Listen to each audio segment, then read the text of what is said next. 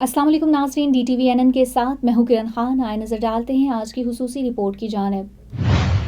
Houston ethnic media ने 18 मार्च 2025 को South News Group 11122 Blair Boulevard Houston Texas 77072 पर टेक्सास में वोटिंग हुकूक के लिए क्या हो रहा है के उन्वान से एक अहम गुफ्तगू का एहतमाम किया।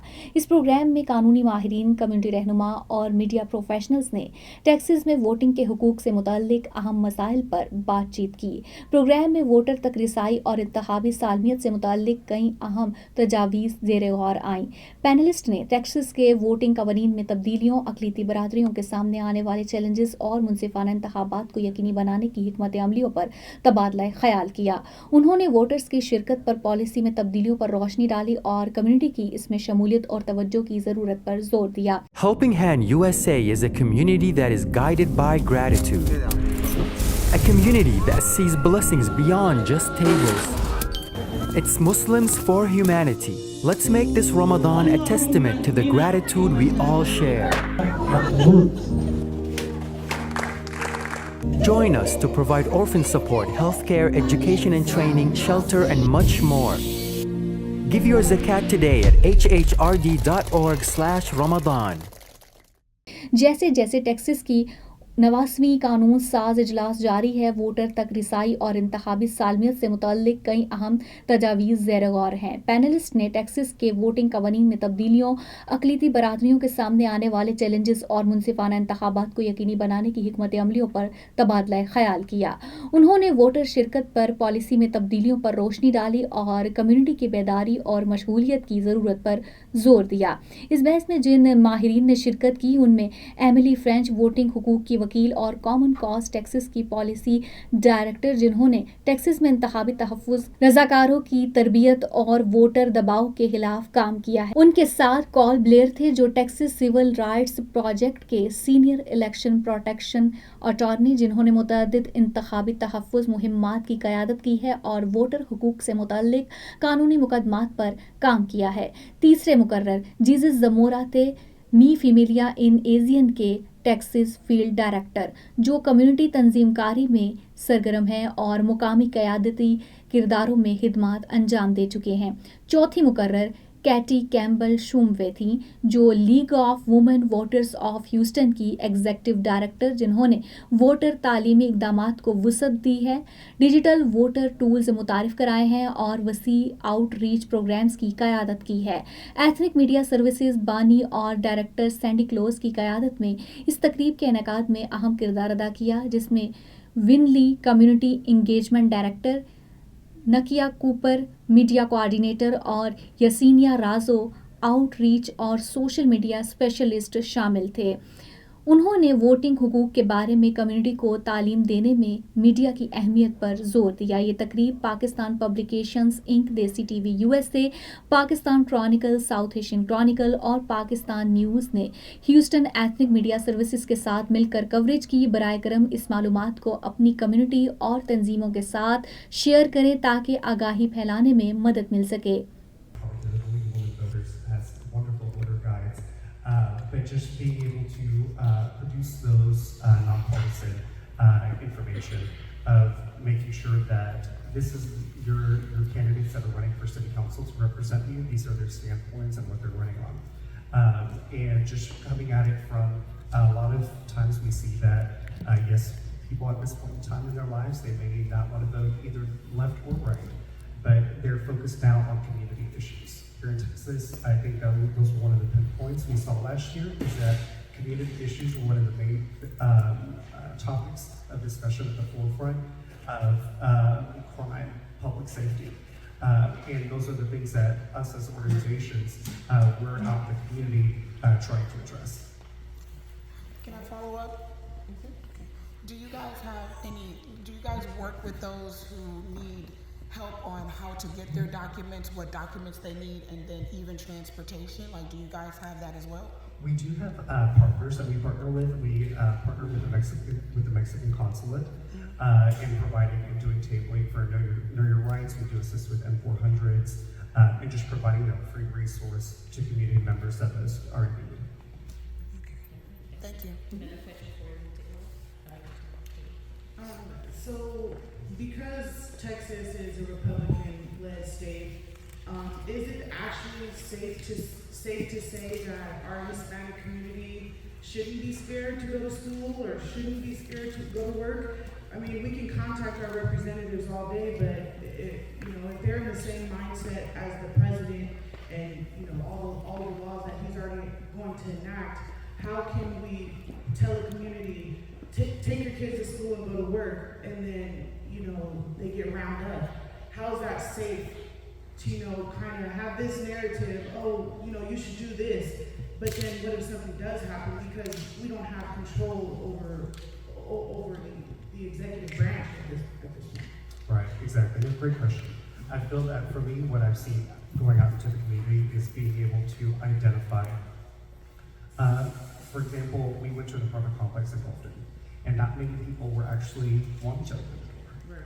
Right. One of the biggest things that we saw and that we're communicating to community members is within your own apartment complex, form a group chat.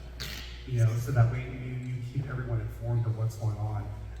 Enforcing that it is safe, and to answer your question, yes, what we do want to do is communicate to individuals that it is safe to go to school, it is safe to go to work.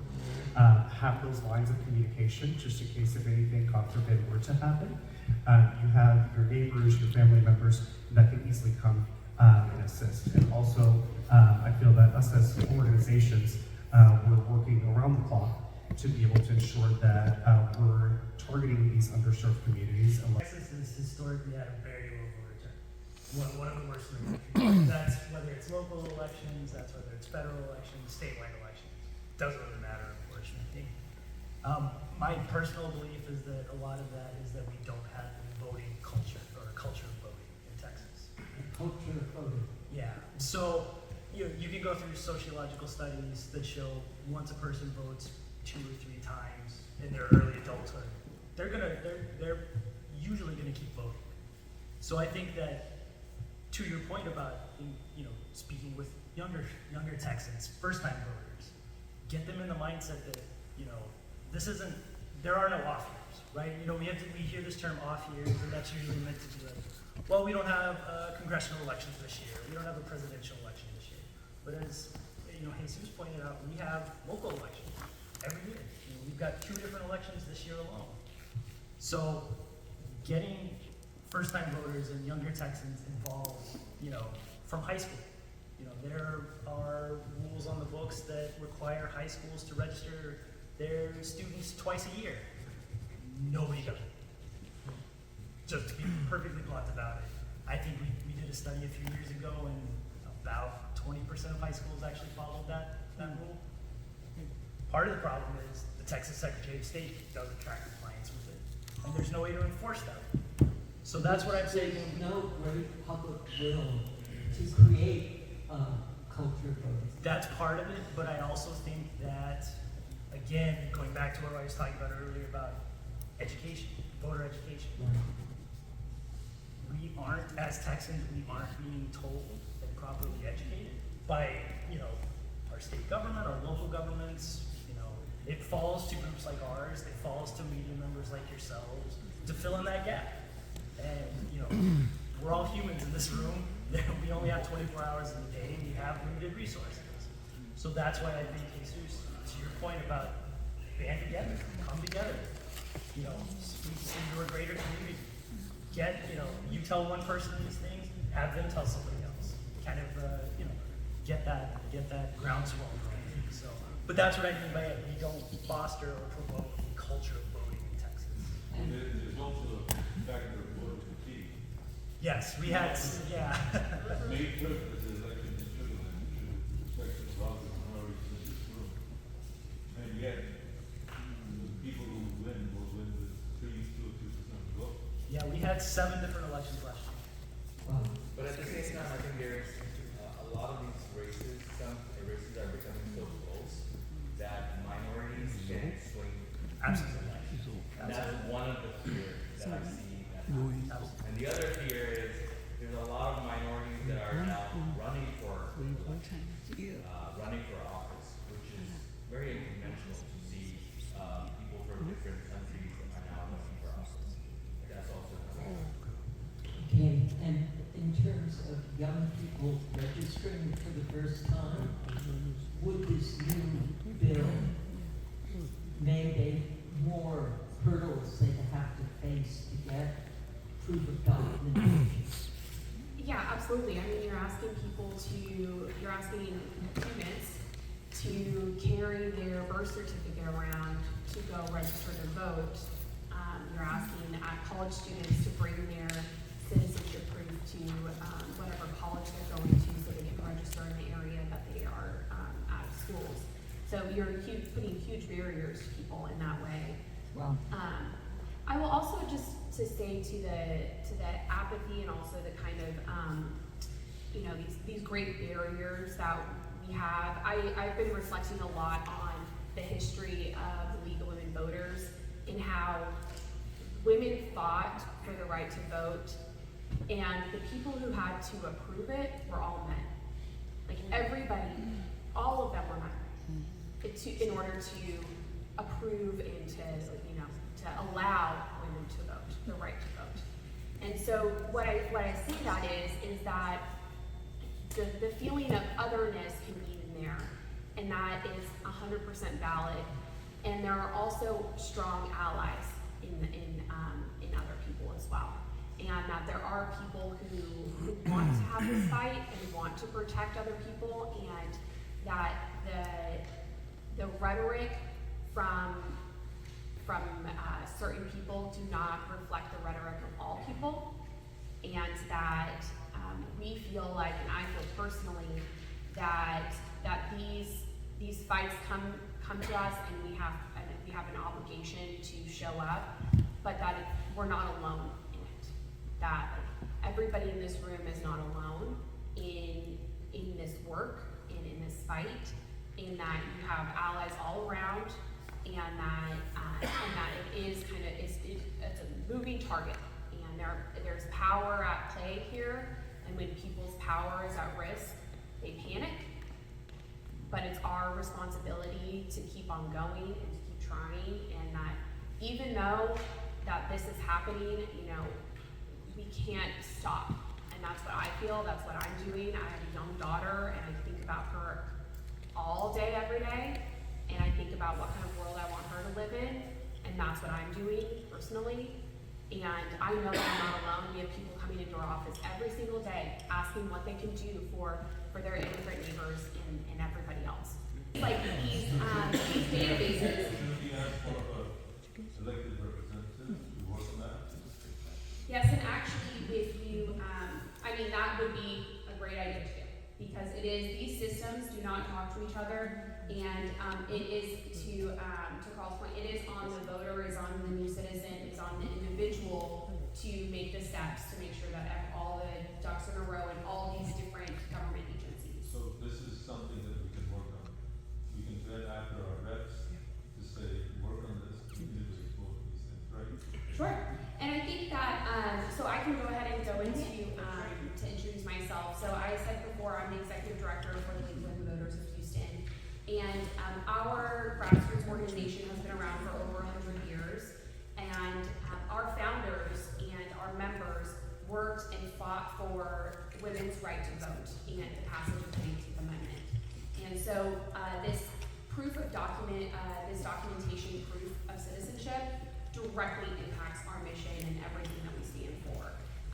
To disenfranchise millions and millions of voters across the country, and for Texas to be the first stop in that is something that that is what keeps me up at night. It truly does.